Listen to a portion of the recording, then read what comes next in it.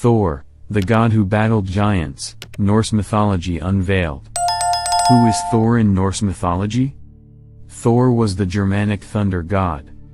He was the son of Odin, the chief god, and Fjörgyn, the goddess of the earth.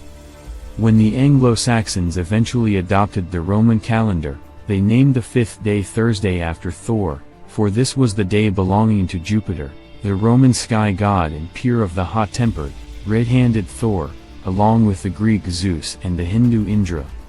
Thor's name means thunder, and his magic hammer, Mjölnir, may once have meant lightning. Among Icelanders and Norwegians, family names like Thorsten recall the name of the god, for these farmers had little sympathy with the footloose Vikings who worshipped Odin, the father of the slain. Thor, god of thunder, aside from perhaps Odin, the Allfather, there is no deity within Norse mythology more well known than Thor. Although in recent years, much of his popularity could be attributed to pop culture, such as the Thor character created by Marvel Comics. Thor was a principal deity within Germanic religions as far back as we have records. While the Marvel version certainly copies some of the aspects of Thor's character, such as being the son of Odin, his legendary hammer Mjölnir, and his great reputation as a mighty warrior, the version from Norse mythology stands apart in its way. This article will provide an overview of the god of thunder, his various deeds, and his eventual death during Ragnarok. Origin of Thor. Thor, whose name derives from a word meaning thunder, is the son of Odin. And his mother is a female Jotun who is generally believed to be a personification of the earth. This makes Thor three-quarter of a Jotun himself, which is interesting as he is by far the greatest enemy of the Jotnar, and continually defends Asgard from them. With Thor being the strongest of the gods, his might makes him quite capable as a warrior. However, his lack of his father's wisdom and his ill temper leads to him being often tricked. Items associated with Thor, Thor symbols. Thor possesses several items that aid him in his hunts. Goats. First, Thor owns 2 goats that pull his chariot. And he is known to slaughter and eat these goats only to resurrect them the next day.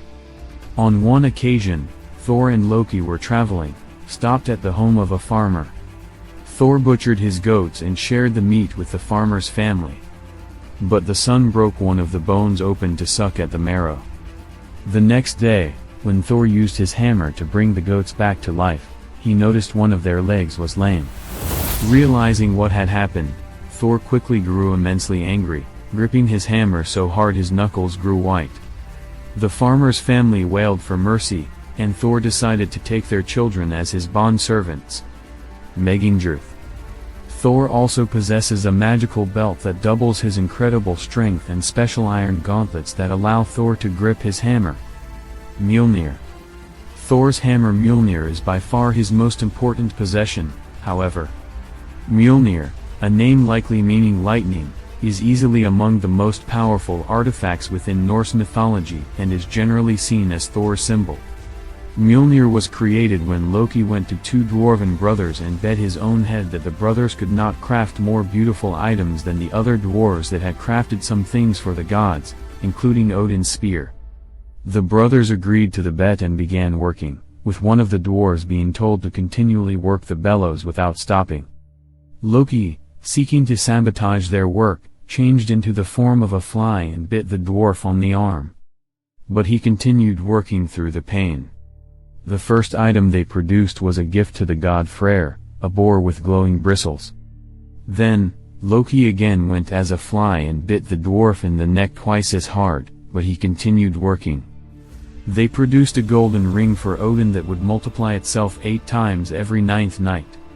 Finally, Loki again went as a fly and bit the dwarf on the eyelid hard enough to draw blood. The blood dripped into the dwarf's eye, and he had to stop working the bellows just long enough to wipe his eye. They produced the legendary hammer Mjölnir, but due to Loki's sabotage, the handle was too short of wielding with 2 hands.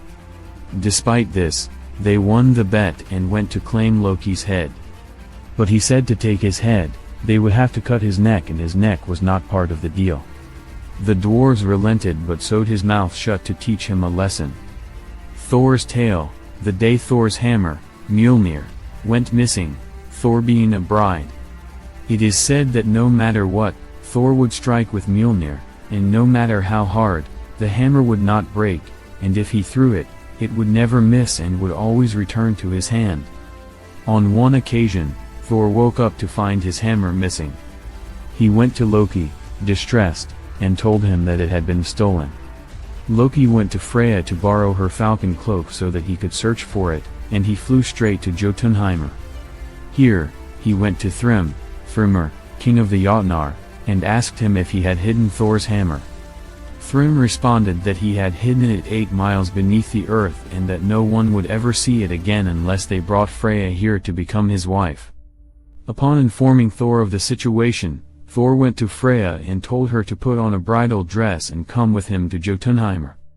Freya grew so angry at the notion that the halls of Asgard shook around her, and the two left her presence.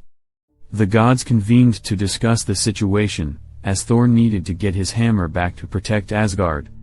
Thor being dressed up as a bride by the other gods within Asgard. Heimdall, the Watcher, spoke up, saying that they should dress up Thor in a bridal dress and pass him off as Freya. Thor scoffed at the suggestion, saying that it would be quite unmanly of him to do so. But Loki yelled that the giants would invade Asgard if he doesn't get his hammer back. And so, they began dressing Thor. Loki, in turn, dressed as Thor's maidservant, and the two headed to Jotunheimr. Thrym heard that Freya was on her way and prepared a great ceremony to receive her. The disguise seemed to work as Thrym welcomed the two into his hall and led them to the feasting table. Thor, feeling hungry, ate an entire ox, 8 salmon, all the delicacies reserved for the women, as well as 3 horns of meat. Thrym was quite surprised by this, but Loki explained that she had not eaten for 8 days in anticipation of coming to Jotunheimr. Thrym then leaned forward to peer under his bride's veil to kiss her, but then leapt back in shock, asking why Freya's eyes are so fierce and grim. Loki again explained that she had not slept for 8 days, again out of excitement. Thrym called to bring in Mjölnir so that they could bless the bride.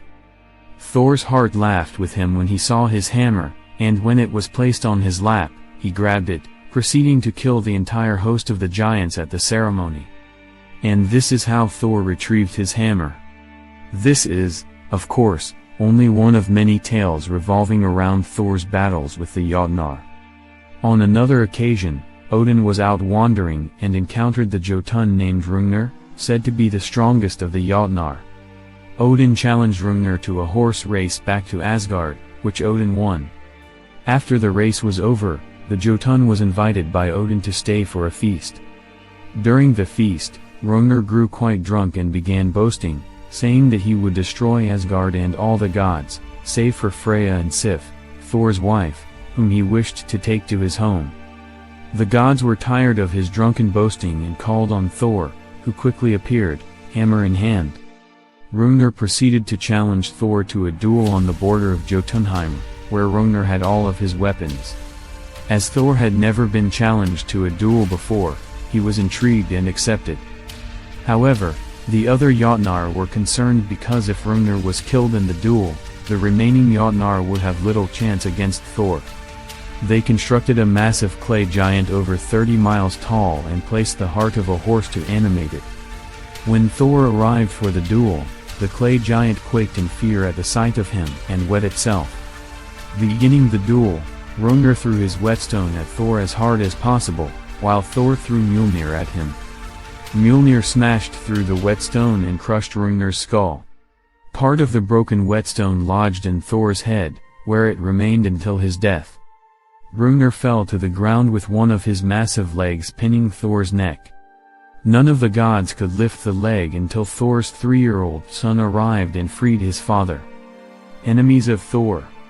However, the Jotnar are not Thor's only foes. Arguably, his greatest enemy is the world serpent, also known as Jormungandr, meaning huge monster. The world serpent is one of the children of Loki and lives in the great ocean surrounding Midgard, wrapped around the earth. When Thor is asked to perform several deeds by the Jotun named Utgard Loki, One of these deeds is to lift a giant cat. Thor is unable to lift it above his head but does lift it enough to make it let go of the ground with one of its paws. When Utgard Loki reveals that the cat was actually the Midgard serpent in disguise, he claims that Thor pulled off quite an impressive feat. Some other time, the gods wished to have a great feast but needed a massive cauldron to brew enough meat for all the guests. Only the Jotunheimr possessed such a cauldron, and so Thor went to him to retrieve it. Heimir was not pleased to see Thor, killer of Jotnar, in his home but slaughtered 3 bulls for him to eat during his stay. Thor ate 2 that night, and Heimir saw that he would quickly run out of food and so declared that they would need to go fishing in the morning to procure more food. The next day, Heimir told Thor to fetch some bait for their hooks, and so Thor went into the Jotun's pastures and ripped the head off of one of his bulls to use as bait, angering Heimir even more. The two rowed out into the sea, and Heimir caught 2 whales, much to his delight. Thor insisted they row out even further, but Heimir grew fearful as he knew the Midgard serpent lurked beneath these waters. Thor baited his hook with the head of the bull and cast his line into the water. The Midgard serpent took the bait, and Thor began fighting against the serpent. Heimir became terrified of the situation, and Thor planted his feet so hard against the bottom of the boat that the planks broke, and water began pouring in. Finally, the serpent's head came above water, dripping poison. What happens next depends on the account, but either Thor smashes Mjölnir into the serpent's head, snapping the line and sending it back into the water.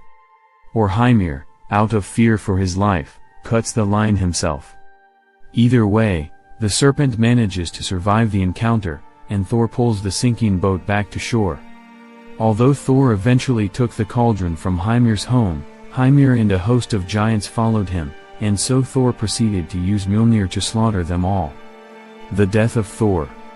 Unfortunately, in the time of Ragnarok, Thor would once again encounter the Midgard serpent.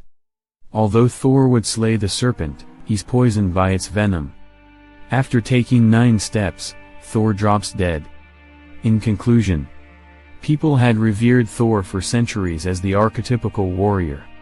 Mighty, loyal, and always willing to defend his home and his people.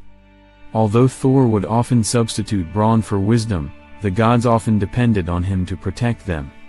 Norse warriors would often call upon Thor to aid them in battle, as it was believed that the appearance of thunder and lightning was Thor battling the Jotnar. Although popular culture has certainly warped the image of the thunder god, he'll always be one of the most legendary warriors to ever exist in myth.